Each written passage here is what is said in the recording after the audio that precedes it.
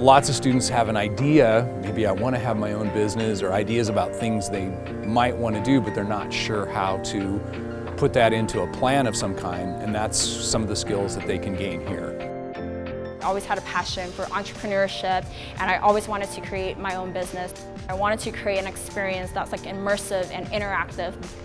I love donuts, so that was how I came up with Donut Life Museum. So I took a class at Santiago Canyon College.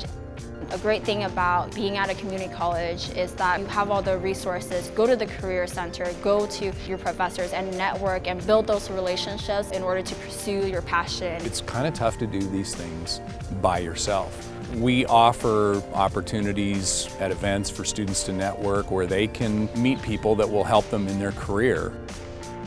And these resources are so invaluable that it was giving me the ability to have insight on what I can do as a person. It taught me to follow those streams and to not be scared, that I can go with the tide. It can beat me down, but I'll be okay.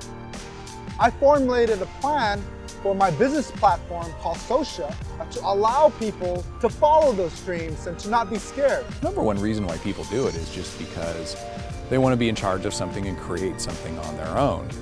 My advice to every student: to reach into yourself and to do what you love.